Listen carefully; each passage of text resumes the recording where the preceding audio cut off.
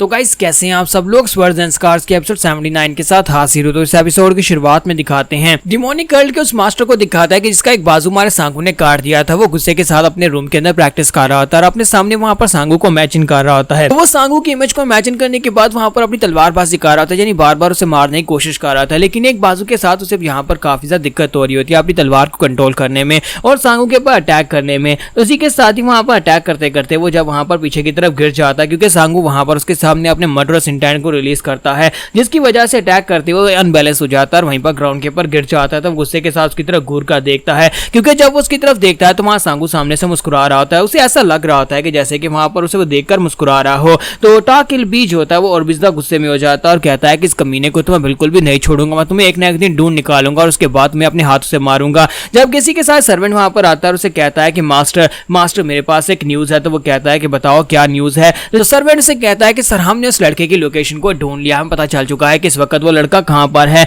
तो इल्टागू से कहता है कि बताओ कि वो कहां पर है। तो इसी के साथ वो उसे बताता है कि इस वक्त वो म्यूरम लीग के साथ है, लेकिन मैं यहाँ पर आपको अगली बात कैसे बताऊं। तो वो कहता है बताओ तुम यहाँ पर क्या बताना चाहते हो, आखिर वो म्यूरम लीग के साथ क्या कर रहा है। तो इसी के साथ सर्वेंट से कहता है कि सर म्यूरम लीग में वो एक गार्ड की ड्यूटी कर रहा है, मुझे नहीं पता कि ये कैसे हुआ, लेकिन वहां पर एक गार्ड के तौर पर उनकी जो ड्रैगन मिलिट्री एडवाइजर की जो टीम है उसके साथ जा रहा है और उसके साथी भी हैं वो सभी लोग जो हमेशा उसके साथ ही रहते हैं, और वो लड़की जिसके बारे में आपने बताया था वो भी उसके साथ ही है। सभी लोग ड्रैगन मिलिट्री कॉन्फ्रेंस की तरफ निकले हैं और उस टीम का हिस्सा हैं। इल्टाग उसकी बात सुनने के बाद सोच रहा था कि आखिर वो कमीना लड़का है कौन, क्या वो यहाँ पर एम्परर के लिए उसका एक सीक्रेट एजेंट है या फिर म्यूरम अलायंस की तरफ से एक सिक्योरिटी गार्ड है। अगर यहाँ पर देखा जाए तो वो सिर्फ और सिर्फ एक गार्ड है, तो फिर उसके पास इस तरह के स्किल्स कैसे हो सकते हैं, क्योंकि उसकी मार्शल आर्ट्स बहुत ज्यादा बेहतर है। जहां तक उसने मेरा बाजू काट दिया। म्यूरम लीग के लोग यहाँ पर चाहते क्या है, क्या उन लोगों ने यहाँ पर उसे एम्परर के पास भेजा था। और यहीं पर next scene dragon military meeting का दिखाया जाता है कि उसका जो वेन्यू होता है जहां पर जो मीटिंग होने वाली है वहां पर दिखाते हैं कि हमारी सोहो को दिखाते हैं। सोहो बाहर बैठी होती है, रजिस्ट्रेशन कर रही होती है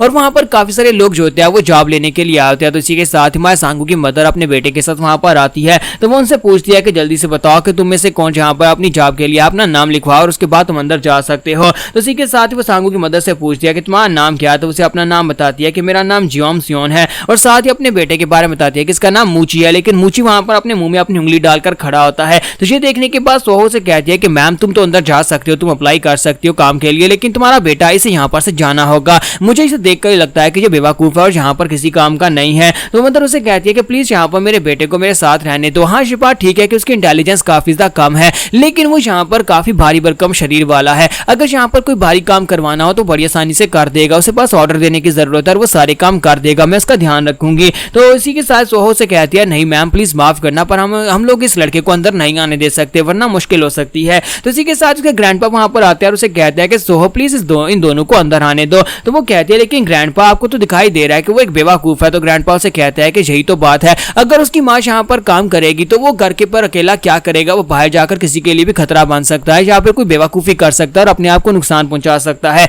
इसलिए दोनों माँ बेटे को यहाँ पर एक साथ काम करने दो ताकि माँ बेटे के ऊपर नजर रखेगी और इस तरह इन दोनों को काम भी मिल जाएगा। तो सोहा अपने ग्रैंडपा की बात सुनने के बाद कहती है चलिए ठीक है ग्रैंडपा, और मिस जोम जो होती है वो भी उसे कहती है कि आपका बहुत बहुत शुक्रिया जो आपने यहाँ पर मेरी साइड ली। जबकि मूची जो होता है सोहो को देखकर वहां पर लार टपका रहा था और कहता है कि मॉम ये लड़की बहुत ज्यादा खूबसूरत है। उसकी मॉम से कहती है कि हाँ ये लेडी बहुत ज्यादा खूबसूरत है, लेकिन तुम्हें यहाँ पर अपनी उंगली को इस तरह से चूसना नहीं चाहिए। तो इसी के साथ ही हमारी सोहो जो होती है जब सुनती है कि वो उसे खूबसूरत कह रहा है तो इसी के साथ ही वो अंदर जाने की इजाजत दे देती है और कहती है ठीक है तुम लोग अंदर जा सकते हो, लेकिन अगर तुम्हारे बेटे ने अंदर जाकर कोई भी उल्टी सीधी हरकत की तो उसकी जिम्मेदारी तुम्हारी होगी, अगर इसने कुछ उल्टा सीधा किया दोनों को निकाल देंगे। तो हमारी सांगू की मदर उसे कहती है कि हाँ क्यों नहीं बेटा ठीक है हम लोग अंदर जाकर ध्यान से काम करेंगे। तो वो उसे बताते हैं कि तुम्हें यहाँ पर क्लीनिंग और लॉन्ड्री का काम दिया जाएगा, तुम्हें 13 कॉरिडोर में जाना है, अंदर जाओ वहां पर कोई ना कोई तुम्हें तुम्हारी ड्यूटी समझा देगा। तो वो दोनों वहां पर से अंदर आ जाते हैं। तो जैसे वो लोग वहां पर उस किले के अंदर आ जाते हैं तो अंदर आने के बाद मूची कहता है कि मदर क्या हमें यहाँ पर काफी अच्छा खाना खाने को मिलेगा अगर हम लोग यहाँ पर काम करेंगे।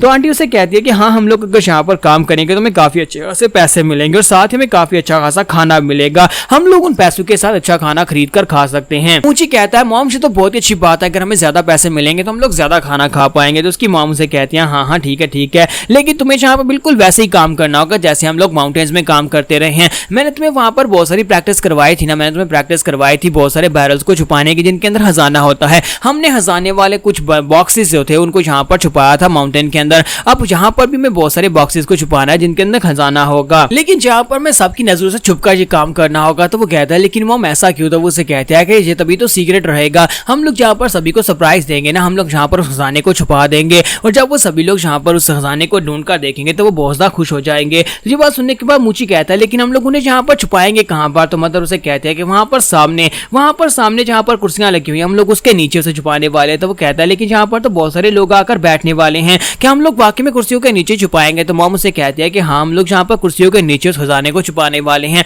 और साथ ही उसके साथ कुछ फायर बॉक्स भी डालेंगे। और तुम्हें पता है ना कि सभी लोग जब फायर बॉक्स को देखते हैं तो वो कितने ज्यादा खुश हो जाते हैं। तो मूची कहता है हाँ मॉम, सभी लोग फायर बॉक्स को देखकर बहुत ज्यादा खुश होने वाले हैं, हम लोग यहाँ पर बहुत सारी फायर बॉक्स भी छुपाएंगे और साथ ही बहुत सारा खजाना भी छुपाएंगे। सांगू की मॉम ने तो यहाँ पर पूरी प्लानिंग कर रखी है, वो यहाँ पर मावेंग पैलेस के लोगों को बॉम्ब से उड़ाने वाली है, यानी कि वहाँ पर कुर्सियों के नीचे बारूद वाले बैरल दबा देगी ताकि बाद में उसे यहाँ पर धमाके से फोड़ा जा सके। और यहीं पर से दूसरी तरफ का सीन दिखाते हैं बाहर की तरफ का, जहाँ पर से एक और टीम जो होती है इसी तरफ आ रही होती है। तो ये टीम जो होती है ह्यूमनली डीमन एसोसिएशन के यंग मास्टर की होती है, वो अपने 7 सोल्जर्स को लेकर इसी तरफ आगे की तरफ बढ़ रहा होता है और वहां पर रास्ते में वो एक नदी के पास रुकता है। उस नदी के पानी को देखने के बाद कहता है कि सभी लोग यहीं पर रुक जाओ, हम लोग यहाँ पर रेस्ट करेंगे। और वहां पर नीचे उतरने के बाद वो नदी के सामने जाकर खड़ा हो जाता है और उसका सर्वेंट जो होता है उसे वहां पर पानी देता है। तो वो उस पानी को लेता है और उस पानी को पीना शुरू कर देता है और इसी के साथ उसके साथ जो सर्वेंट होता है वो भी उस पानी को पीता है और कहता है कि मजा आ गया, येलो रिवर का पानी वाकई में बहुत ज्यादा कमाल का है। तो जब वो वहां पर येलो रिवर की तारीफ कर रहा होता है तो इसी के साथ ही टाकिल वोंग उसे कहता है कि बहुत ही जल्दी ये येलो रिवर हमारा हो जाएगा, हमारे ग्रैंडफादर जो है वो यहाँ पर यही तो प्लान बना रहे हैं, उन्हें एब्सोल्यूट डोमिनेंस चाहिए और बहुत ही जल्दी म्यूरियम अलायंस के जितने भी इलाके होंगे सभी के ऊपर ह्यूमनली डीमन एसोसिएशन का कब्जा होने वाला है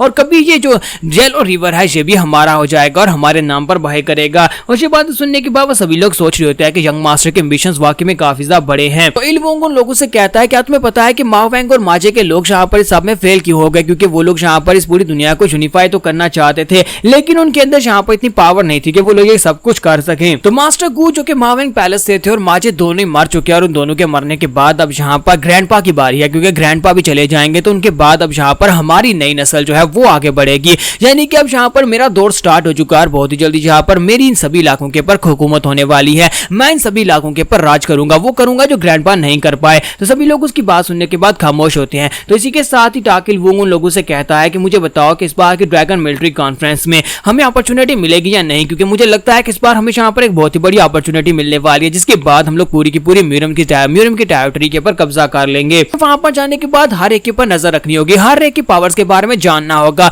हमें पता होना चाहिए कि हमारे दुश्मन कौन है और हमारा सामना किसके साथ होने वाला है। इसलिए मैं चाहता हूँ कि वहां पर जाने के बाद तुम लोग हर एक के ऊपर नजर रखो, स्पेशली माजे और मावेंग पैलेस के लोगों के ऊपर, क्योंकि वो लोग हमारे लिए ज्यादा खतरा है। तो वो कहता है जी यंग मास्टर जैसा आप कहते हैं बिल्कुल वैसा ही होगा। और इसी के साथ ही टाकिल वोंग कहता है कि बहुत ही जल्दी देखना ये पूरी की पूरी लैंड्स हमारी हो जाएंगी, बस यहाँ पर वेट करो और बहुत ही जल्दी हम लोग इन सभी लैंड्स के ऊपर राज करेंगे। और यहाँ पर हमारी एपिसोड 79 का एंड होगा। और एपिसोड की एक्सप्लेनेशन अच्छी लगी तो कमेंट करके जरूर बताइएगा और वीडियो को लाइक करना मत भूलिएगा। Thank you.